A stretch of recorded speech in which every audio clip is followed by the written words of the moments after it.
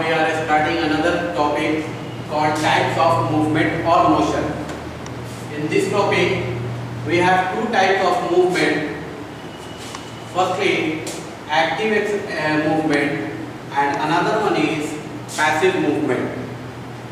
As we know these two types of movement, it is again classified or again subtype: active free movement, active assisted movement, active assisted resisted movement, and resisted movement. Same if you will go in passive movement, it is also subclassified into relaxed passive movement, forced passive movement, passive manipulation, and passive accessory movement. So first we have to go active movement. Okay, so in active movement, active means self, खुद से.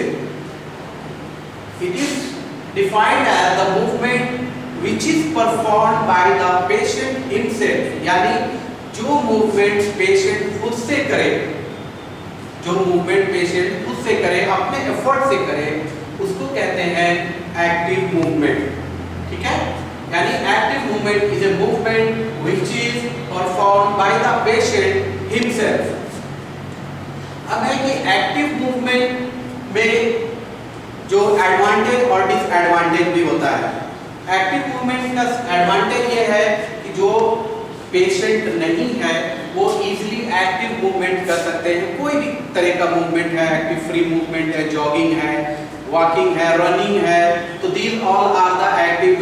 आपके हाथ को ऊपर उठाना, नीचे रखना, side ले जाना, these all are the active free movement. तो एक्टिव फ्री मूवमेंट में जैसे मैंने बताया कि active free movement, active assisted movement, active assisted assisted और असिस्टेड मूवमेंट. तो एक्टिव फ्री मूवमेंट ऑल जो भी फ्री मूवमेंट है, यानी मैंने जैसे बताया कि जॉगिंग करना, पैदल चलना, हाथ को ऊपर करना, नीचे करना, ये सब एक्टिव फ्री मूवमेंट में आएगा. Active assisted movement, active assisted movement the movement which is performed by the patient himself but needs some help either by the his own hand or by the external force or by the attendant. कहने का मतलब है कि active assisted movement यानी patient इस काबिल है कि वो ये मूवमेंट कर सकता है, लेकिन उसको इनिशियल में कुछ हल्का सा पुश करने की जरूरत होती है. तो या तो वो अपने खुद हाथ से उसको पुश करे तो ये मूवमेंट वो इजीली कर सकता है. नेक्स्ट है एक्टिव असिस्टेड और रेसिस्टेड मूवमेंट. इसमें क्या है कि एक्टिव असिस्टेड, तो जैसा मैंने यहाँ बताया आपको कि एक्टिव असिस्ट यानी असिस्ट करना, हेल्प करना, किसी ने हेल्प कर दिया या वो सेल्फ हेल्प किया. और रेसिस्टेड उस मूवमेंट को, जब कोई आदमी इस मूवमेंट फ्लेक्शन कर रहा है, इस हाथ का एल्बो का फ्लेक्शन कर रहा है, कर तो नहीं कर पा रहा है, तो हल्का से जब वो पुश करता है तो वो मूवमेंट हो जाता है. लेकिन अब उसको रेसिस्ट करना है, वो उसको रोक देगा. क्यों रोकेगा? कि इंप्रूव मसल्स पावर, यानी उस चीज का मसल्स पावर को इंप्रूव करने के लिए हम एक्टिव असिस्टेड रेसिस्टेड मूवमेंट देंगे. नेक्स्ट हमारा है resisted movement. Resisted movement generally जो रेसिस्टेड मूवमेंट है वो जनरली इंप्रूव मसल्स को इंप्रूव करने के लिए दिया जाता है, मसल्स पावर को इंप्रूव करने के लिए दिया जाता है, एक्टिविटी को इंप्रूव करने के लिए दिया जाता है, फ्लेक्सिबिलिटी को इंप्रूव करने के लिए दिया जाता है. तो ये चार तरह का जो है हमारा एक्टिव मूवमेंट है. अब है कि इसका एक्टिव मूवमेंट का यूज क्या है ना, इंडिकेशन क्या है, यूजेस और इंडिकेशन. यानी अगर हम किसी पेशेंट को देंगे तो उसको क्या बेनिफिट होगा, क्या इफेक्ट होगा उसके ऊपर. तो हमने ये यहाँ लिखा है यूजेस, और इसको इंडिकेशन भी कह सकते हैं. रिलैक्सेशन, जब कोई आदमी जैसे ये फ्री एक्सरसाइज बहुत देर तक कर रहा है, regular if you will do exercise, after that he feel relax. जब वो सुपाइन पोजीशन में लेट जाएगा तो बदन थकने की वजह से वो रिलैक्स फील करेगा. ठीक है, तो इट्स कॉल्ड रिलैक्स और रिलैक्सेशन. नेक्स्ट है maintenance of muscle tone. Maintenance of muscle tone, कोई भी एक्टिविटी हम अगर कर रहे हैं तो हमारा जो नॉर्मल टोन है मसल्स का, वो टोन मेंटेन रहेगा. अगर वो हम एक्सरसाइज नहीं करते हैं तो क्या होगा, मसल्स टोन एबनॉर्मल हो जाएगा. जरूरी नहीं है कि तुरंत हो जाए, it will take more time. For example in geriatric condition, यानी बूढ़े लोग हैं, बूढ़े लोगों की एक्टिविटी क्या होती है, डाउन हो जाती है, कम हो जाती है। लेकिन जब वो एक्टिविटी, इसीलिए जब बूढ़े लोग कहीं आप देखा होगा अक्सर पार्क में वो टहलते हैं, घूमते हैं, वो क्या कर रहे हैं, वो एक्टिव फ्री मूवमेंट कर रहे हैं, वो कोई भी रेसिस्टेड मूवमेंट नहीं कर रहे हैं या एक्टिव रेसिस्टेड, वो एक्टिव फ्री मूवमेंट कर रहे हैं, वो चल रहे हैं अपना। तो वो क्या है कि उनका इंप्रूवमेंट हो रहा है, मसल्स का टोन नॉर्मल मेंटेन हो रहा है। नेक्स्ट है इंप्रूविंग स्ट्रेंथ एंड पावर। तो अगर हम कोई एक्टिव एक्सरसाइज करते हैं, कोई भी एक्टिव एक्सरसाइज करते हैं, अगर रेसिस्ट करते हैं, फॉर एग्जांपल हमने डंबल इस्तेमाल किया, स्प्रिंग इस्तेमाल किया, तो these are the active resisted exercise. तो अगर हम इस्तेमाल कर रहे हैं तो हमारा क्या होगा, स्ट्रेंथ बढ़ेगा, मसल्स का पावर बढ़ेगा, एंड्योरेंस बढ़ेगा।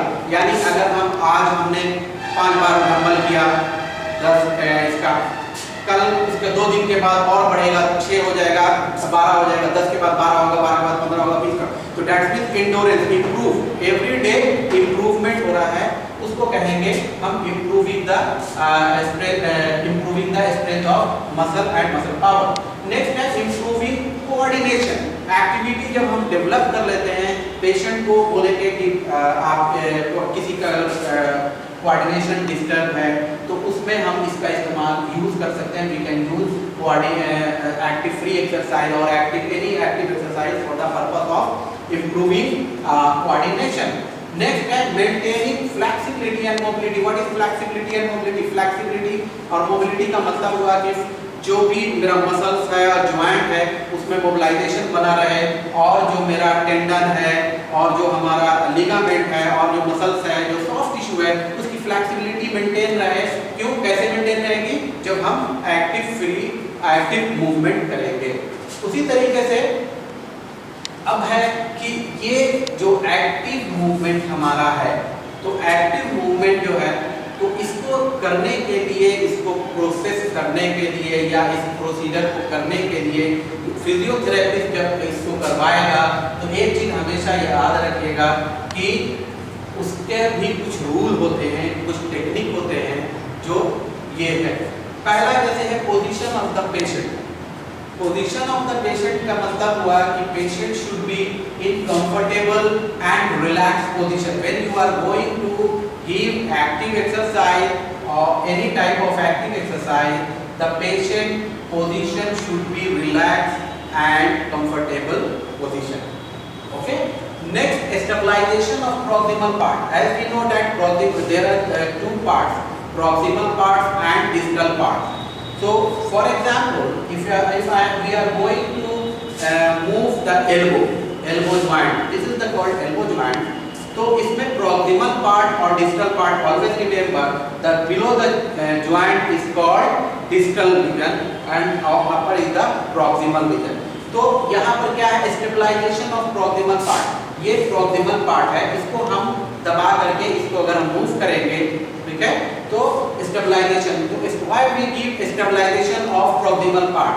To avoid any trick movement, to avoid any other joint movement, so we can stabilize the proximal part. Okay. Next है हमारा stretch stimulus. What is the meaning of stretch stimulus? कोई भी movement जब हम करें किसी तरह कोई भी joint में, तो it is necessary to give a stretch stimulus. Stretch, जब हम उसको स्ट्रेच करेंगे तो ऑटोमेटिक वहां पर से एक सेंसेशन पास होगा जो ब्रेन में जाएगा और वहां पर पता चल जाएगा कि इस जॉइंट को हम लोग मूव करने वाले हैं। तो इसीलिए स्ट्रेच स्टिमुलस उसको हम यूज करेंगे। नेक्स्ट हमारा है direction of movement.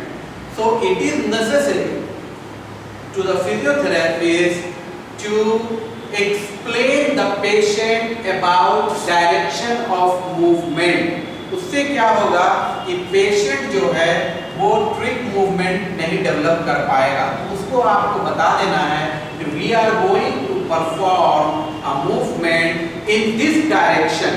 Okay, so that is known as direction of movement। So before start any movement you have to explain the patient to about direction of movement। next है suspension।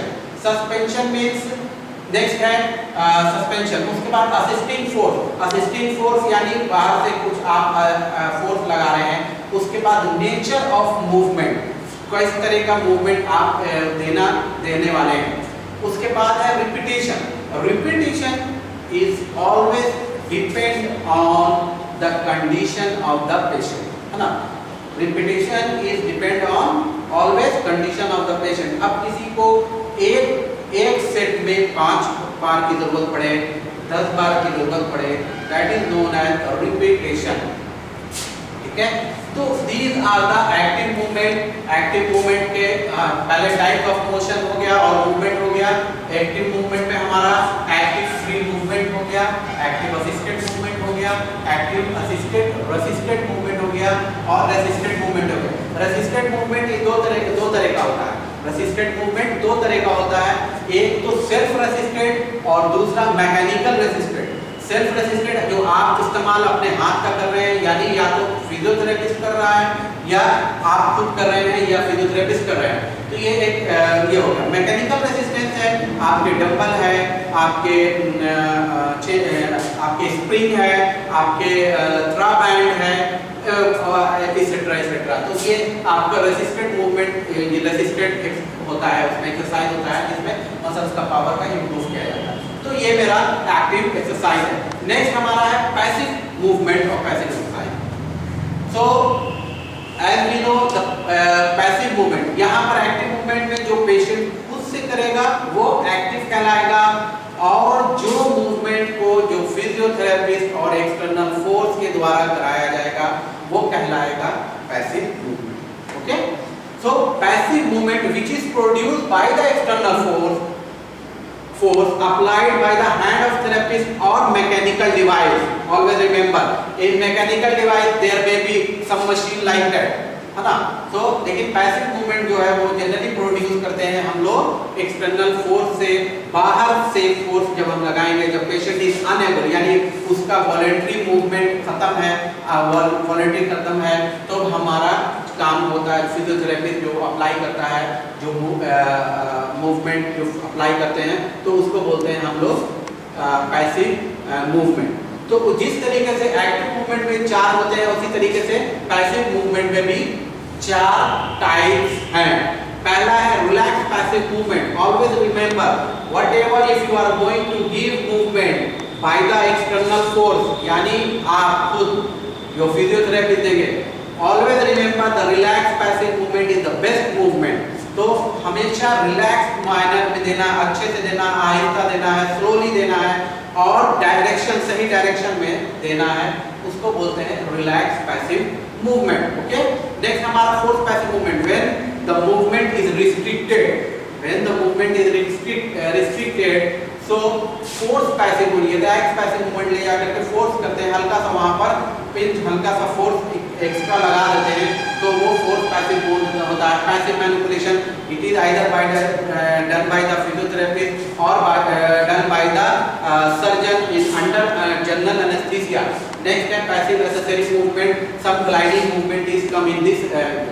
So these are the passive movement. Okay, तो जिस तरीके से passive movement का भी active movement का use था, उसी तरीके से पैसिव मूवमेंट का भी यूजेस है।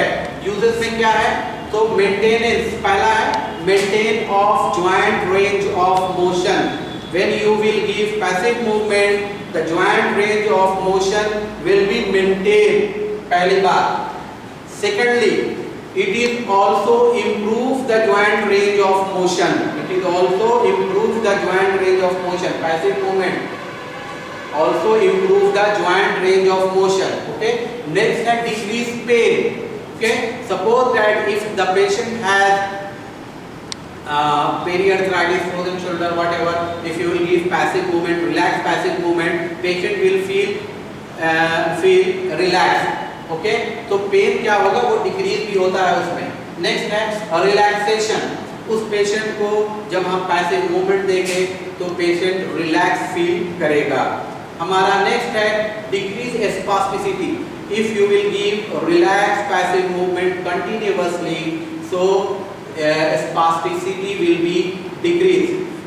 ओके, हेयर एडवांटेज यानी एक्टिव मूवमेंट एडवांटेज ये है कि इसमें पेशेंट अपने से आराम से कर सकता है और यहाँ यही चीज ये डिसएडवांटेज है कि patient is unable to perform passive exercise.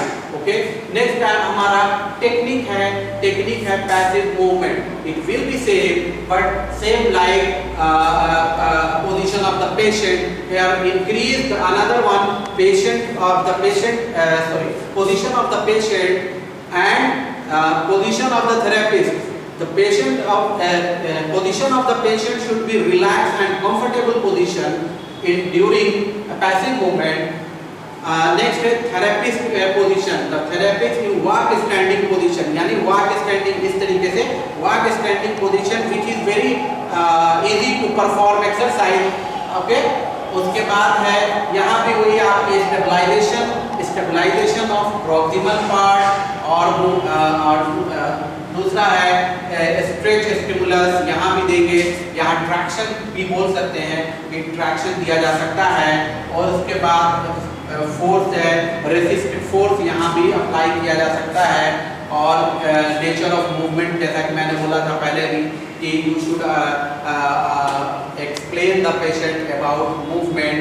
Okay, और पेशेंट का जो पोजीशन जब रहेगा तो कंफर्टेबल पोजीशन रहेगा, उसमें जिस जगह का we are going to give passive exercise the expose, है ना, खुला रहना चाहिए। कोई भी टाइट कपड़ा इस तरीके का नहीं रहना चाहिए, नहीं तो उससे क्या होगा कि मूवमेंट जो है वो सही से परफॉर्म और सही पूरा परफॉर्म नहीं हो सकेगा।